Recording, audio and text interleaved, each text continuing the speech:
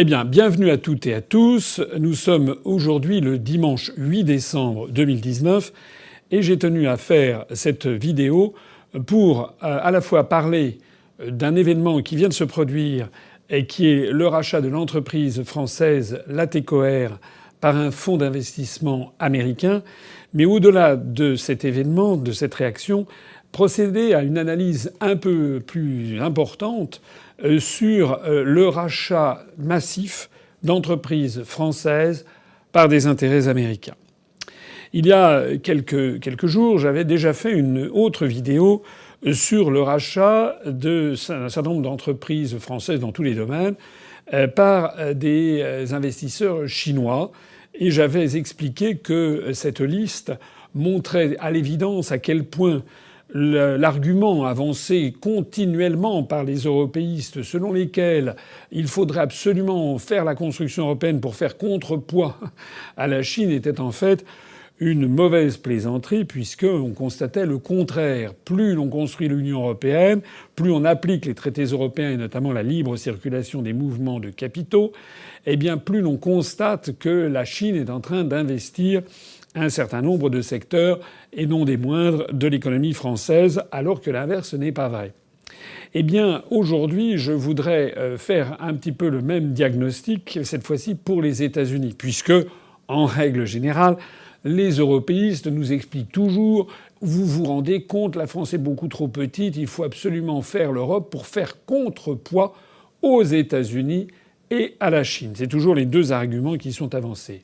Alors après avoir parlé de la Chine, je vais parler des États-Unis. Et avant de parler de l'affaire Latécoère, qui est la dernière acquisition en date par des intérêts américains, c'était le 4 décembre dernier, il y a 4 jours, eh bien je voudrais un peu faire dresser une espèce de, j'allais dire, de martyrologe de l'industrie, des services français qui sont passés sous pavillon américain au cours des 12-13 dernières années depuis, par exemple, la création de l'UPR. Ça n'est pas une liste exhaustive, mais c'est quand même une liste fort impressionnante. Alors on commence. En 2006, l'hôtel Noga Hilton, qui est un bel hôtel qui se trouve sur la Croisette à Cannes, a été racheté par l'américain Gesta Capital pour un investissement de 84,5 millions d'euros, donc dans le secteur de l'hôtellerie.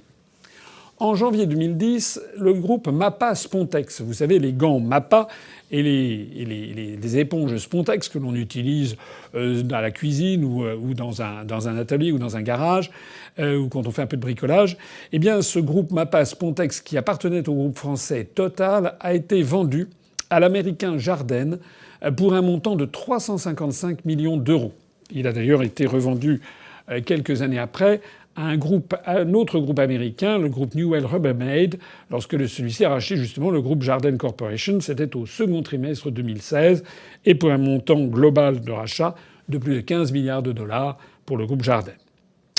En novembre 2011, c'est la société française de construction de véhicules électriques utilitaires Goupy Industriel, installée à Bouran dans le Lot-et-Garonne, qui a été racheté par le groupe américain Polaris Industries, basé dans le Minnesota, donc aux États-Unis. En avril 2013, c'est le leader européen des voitures électriques et sans permis, la société française Exa Mega, basée à Aix-les-Bains, créée par un Français, qui a été racheté à son tour par le même groupe américain, Polaris Industries, basé dans le Minnesota. Spécialisé dans les sports mécaniques, le groupe américain, donc Polaris, continue donc à s'implanter sur le marché européen, notamment des véhicules électriques et sans permis, un marché très porteur, un marché d'avenir, tandis que les sociétés françaises disparaissent les unes après les autres, elles sont avalées par ce groupe. En septembre 2013, le groupe américain, c'est un petit peu plus léger, mais le groupe américain de rencontres sur Internet Match.com a racheté le site de rencontres français mythique qui avait été fondé par un Français, Marc Simoncini, qui l'a vendu pour 29,5 millions d'euros. En novembre 2013, l'industriel français Phoenix Systems, spécialisé dans l'impression 3D, l'impression en 3 dimensions, basé à Clermont-Ferrand, a été racheté par l'américain 3D Systems. Alors il faut noter, c'est à la fois triste et cocasse, que les actes du gouvernement français de l'époque n'étaient pas en accord avec les paroles, puisque dans un ouvrage qu'il avait justement publié à cette époque-là, le ministre du redressement productif de l'époque, Arnaud Montebourg, avait précisément qualifié le secteur de l'impression 3D de révolutionnaire et capable de bouleverser l'intégralité de la production. Force est de constater que tout en étant ministre, il n'avait même pas pu sauver cette entreprise de tomber dans l'escarcelle d'un groupe américain. En avril 2015, le groupe de logistique américain XPO Logistics a racheté le transporteur routier français Norbert d'Entressangle. Tout le monde a déjà vu ces espèces de semi-remorques rouges avec ND écrit dessus, qui était basé à Lyon et qui a été valorisé la bagatelle de 3,24 milliards d'euros. En février 2016, c'est la société française Breaz, spécialiste de recrutement dans l'informatique, où elle comptait 600 clients, et qui a été rachetée par une société américaine qui s'appelle Hired, H-I-R-E-D, pour 40 millions de dollars. En mai 2016, l'éditeur français d'ERP Silob, spécialiste de ERP pour les PME industrielles, a été racheté par l'américain Fortero. Alors qu'est-ce que c'est que l'ERP ? ERP, rappelons que c'est un anglicisme qui signifie Enterprise Resource Planning, qui a été traduit en français par Progiciel de gestion intégrée ou PGI. De quoi s'agit-il ? Ce sont des logiciels professionnels qui permettent de gérer l'ensemble des processus d'une entreprise en intégrant l'ensemble de ses fonctions, dont la gestion des ressources humaines, la gestion comptable et financière, l'aide à la décision, mais aussi la vente, la distribution, l'approvisionnement et le commerce électronique. En juillet 2016, l'équipementier médical américain Zimmer Biomet a racheté une majorité du capital du fabricant français de robots d'assistance chirurgicale MedTech pour une valorisation de 164 millions d'euros. Là aussi, c'est très dommage parce qu'il s'agissait quand même d'une industrie très prometteuse. En août 2016, Margarita Louis-Dreyfus, qui en était propriétaire, a vendu l'Olympique de Marseille au milliardaire américain Frank McCourt avec un plan de reprise baptisé évidemment en anglais OM Champions Project. Il a dû débourser, enfin ce qui était prévu dans le contrat, 50 à 100 millions d'euros par an lors des premières saisons à la tête du club phocéen. Rappelons, tristement, que l'Olympique de Marseille, qui est quand même une institution française, est un club de foot français qui avait été fondé au XIXe siècle, et pour être très précis, en août 1899, à Marseille, par René Dufort de Montmirail. En octobre 2016, tout ça la même année, vous voyez, c'est une start-up française, Sticky ADS TV, qui avait été créée en 2009 par Hervé Brunet, spécialiste de la publicité vidéo programmatique en ligne, qui a été vendue à un groupe américain, cette société dont l'entité de recherche et développement était située à Montpellier. Elle a été rachetée par l'américain Freewheel du groupe Comcast et les meilleures promesses avaient été faites, bien entendu, à l'époque sur la garantie de l'emploi. L'ouverture de nouveaux marchés, on avait tout annoncé tout ça aux salariés, bien entendu, c'était comme si c'était fait, ça allait être formidable. En réalité, ce rachat a permis au groupe américain Comcast de récupérer un portefeuille client convoité sur le secteur des médias en Europe, que possédait donc l'entreprise française, comme TF1, M6, ProSieben, The Economist ou Le Monde. Et la suite a révélé tous les mensonges qui avaient été proférés à l'époque du rachat. En réalité, le bureau montpelliérain de recherche et développement de cette société française s'est vidé progressivement, a reçu des collaborateurs chinois qui ont été à l'époque présentés comme du renfort et qui étaient en fait évidemment très sous-payés, au même moment qu'un plan de fermeture était discrètement élaboré. Quoi qu'il en soit, l'entité recherche et développement de Montpellier de la société française a été fermée début 2019. Le groupe américain s'est tout bonnement accaparé une technologie, un portefeuille client au mépris des personnels français. En juillet 2017, c'est le site NXP de Toulouse, qui est un centre clé de recherche sur la voiture du futur et dans les radiofréquences, qui était anciennement une propriété américaine d'ailleurs de Motorola puis de Freescale, qui a été racheté par un autre américain, l'américain Qualcomm. En septembre 2017, le cinéma parisien La Pagode, dans le 7e arrondissement, qui est un cinéma mythique, par son histoire, a été racheté par un magnat américain de l'immobilier, Charles Cohen. En septembre 2017, le groupe français Alliance Automotive Group, AAG, qui est l'un des principaux distributeurs de pièces détachées pour les véhicules de tourisme et les utilitaires sur le marché indépendant de l'après-vente automobile en Europe, eh bien, il a été racheté par le groupe américain Genuine Parts Company, GPC, pour 2 milliards de dollars, à peu près 1,7 milliard d'euros.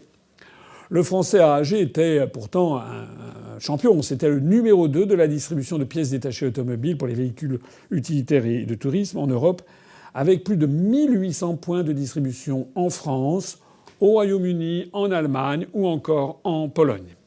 Le groupe américain qui l'a racheté va désormais donc devenir l'un des principaux opérateurs dans l'Union européenne. C'est comme ça, sans doute, que la construction européenne permet de faire contrepoids aux États-Unis. Mais ça n'est pas tout. En novembre 2017, le groupe américain RYAM, Rayonier Advanced Materials, qui est basé en Floride et qui est le numéro 1 mondial des celluloses de spécialité, a racheté le groupe canadien Tembec, qui était le numéro 2 mondial. Et à cette occasion, les usines françaises du groupe canadien, dont Tembec Tartas et Tembec Aveben, qui sont des usines situées dans les Landes, sont passées sous contrôle américain sans que l'État français puisse y mettre le nez. En février 2018, la start-up grenobloise Freemans, qui conçoit et qui fournit des systèmes et des solutions de gestion de batteries haut de gamme, a été rachetée par le groupe américain Ion Energy. Pourtant, Freemans comptait des clients solides dont Airbus, Safran, Tiva Energy, Carwatt, NTN, SNR et plus de 20 autres.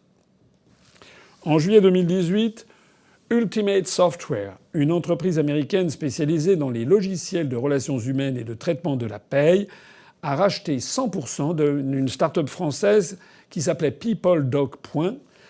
Pour un montant de l'ordre de 300 millions de dollars. Cette start-up française avait été fondée en 2007 par Jonathan Benamou et Clément Buise. PeopleDoc, c'était une plateforme visant à simplifier et fluidifier les processus administratifs entre les ressources humaines et les salariés.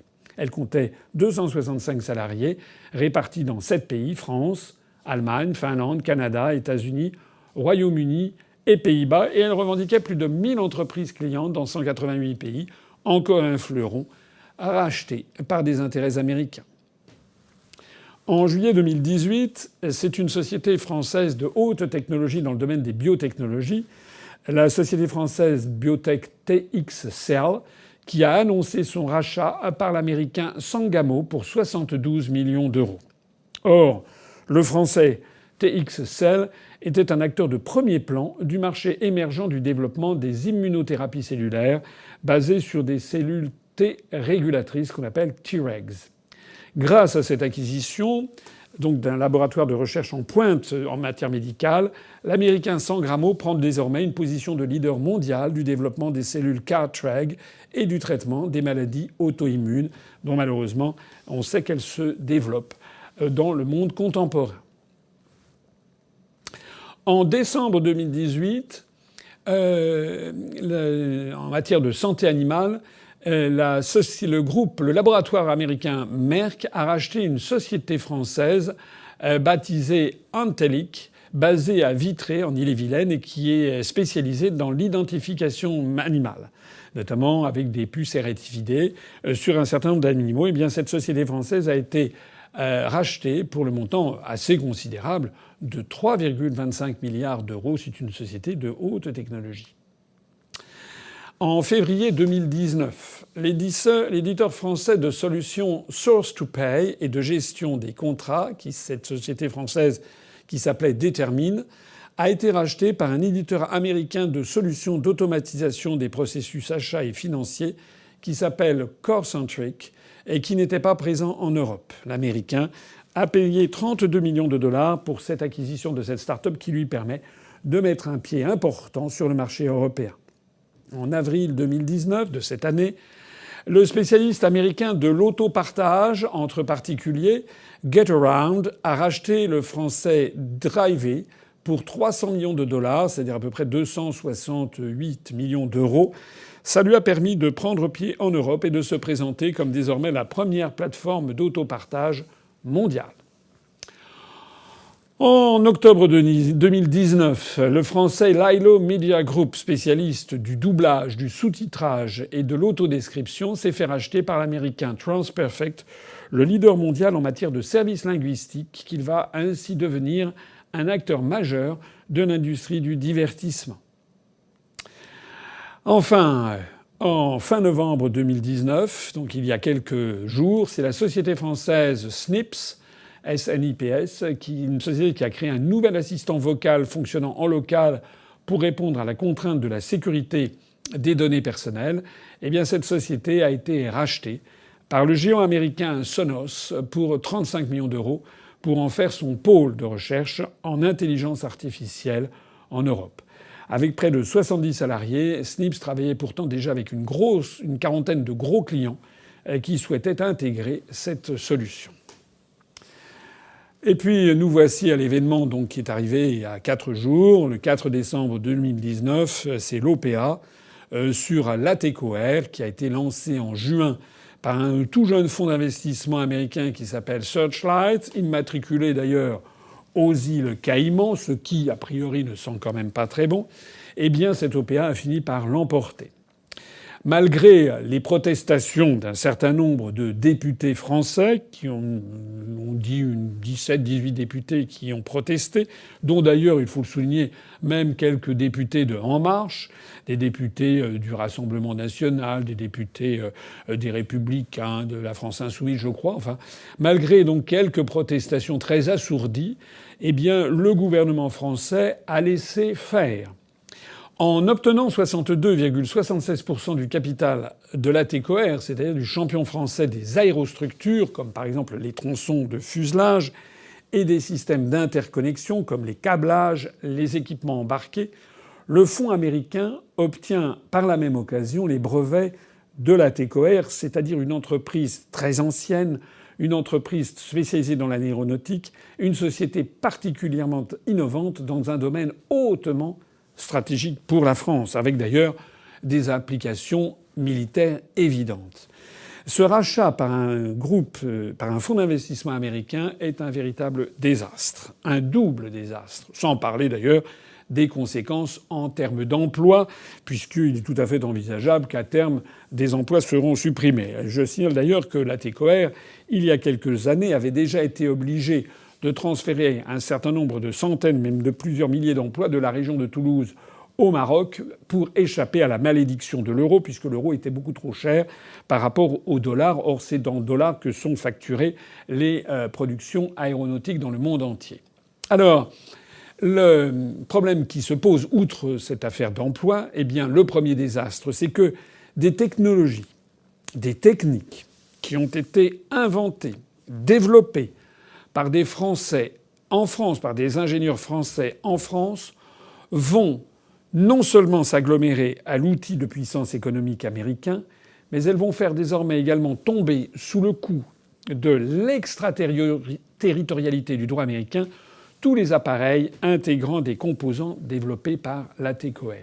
C'est exceptionnellement grave. En effet, cette fameuse réglementation International Traffic in Arms Regulations, qui est une réglementation américaine avec un fondement extraterritorial, les autorités américaines s'octroient le droit d'imposer à toutes les entreprises à travers le monde de demander leur aval avant de procéder à l'exportation de matériel aéronautique et de défense, de demander leur aval aux États-Unis, au gouvernement américain, avant de procéder dans des exportations aéronautiques et de défense qui comporteraient des composants américains. Alors c'est une loi qui est déjà particulièrement contraignante pour les entreprises françaises, je pense, et entreprises européennes comme Airbus. Enfin, si tant est qu'Airbus est une entreprise européenne, elle ne l'est pas au sens de l'Union européenne, ou des entreprises comme Thales ou MBDA. Mais alors maintenant, avec l'ATECOR, le nombre d'entreprises françaises qui sont susceptibles de voir leur vente à l'export suspendue au feu vert de Washington va devenir tout à fait considérable. Alors, quelle conclusion tirer de tout cela ? Sur l'affaire l'ATECOR, c'est un énorme scandale. C'est encore un énorme scandale qui est comparable au scandale Alstom.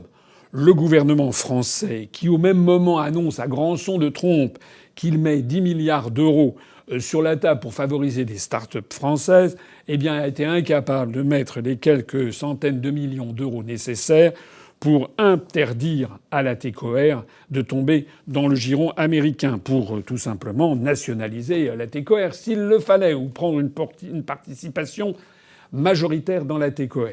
Je rappelle que du fait de notre appartenance à l'Union européenne, l'article 63 du traité sur le fonctionnement de l'Union européenne interdit au gouvernement empêche le gouvernement d'interdire un rachat par des fonds étrangers, puisqu'il y a la totale liberté de circulation des mouvements de capitaux et qu'aucune restriction à ces mouvements de capitaux ne peut être tolérée par les institutions européennes.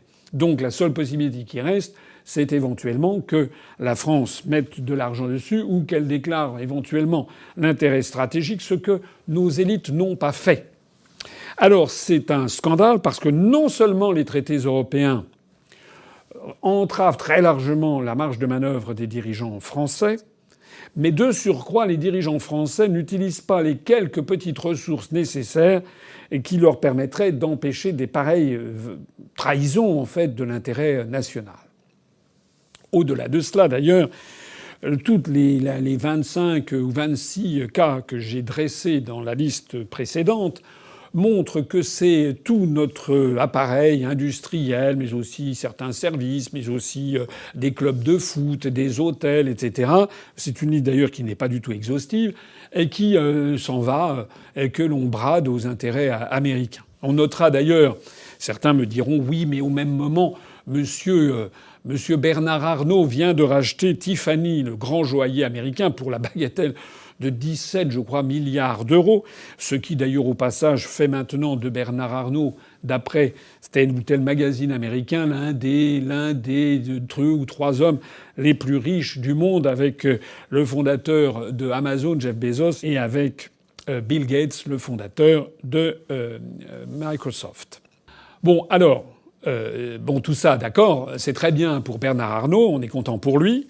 Il devient l'un des hommes les plus riches du monde, mais enfin, bon, que la France, une entité française, un monsieur de nationalité française mette la main dans son patrimoine sur un grand joaillier américain, c'est quand même pas très très important pour la défense nationale. On n'a pas besoin d'avoir ça pour défendre la France. En revanche, ce dont on a besoin, à la fois pour être sur des secteurs de haute technologie, mais aussi en matière de défense, on a besoin de développer des start-up, que ce soit aussi dans le domaine de la haute technologie médicale, notamment des biotechnologies. Alors, ça veut dire quoi tout ça? Ça veut dire que, comme on le voit, le panorama que je viens de dresser, pour une entreprise française qui de temps en temps fait une OPA aux États-Unis, une grosse entreprise française, on a en fait des dizaines d'entreprises françaises qui passent dans la main des États-Unis, et tout particulièrement, vous l'avez vu dans la liste que j'ai dressée, tout particulièrement des entreprises d'avenir, des entreprises très prometteuses, des entreprises situées dans le domaine de l'informatique, de la recherche, de l'aide à la décision, des biotechnologies, etc. Ça veut dire qu'en fait la France vend des pépites de très haute technologie, que la France ne prépare pas son avenir et que les dirigeants français ont fait une croix totale sur le b.a.-ba du patriotisme économique et le b.a.-ba de la précaution quant à la défense de nos intérêts nationaux et à celle des générations futures. Je conclurai d'ailleurs là-dessus.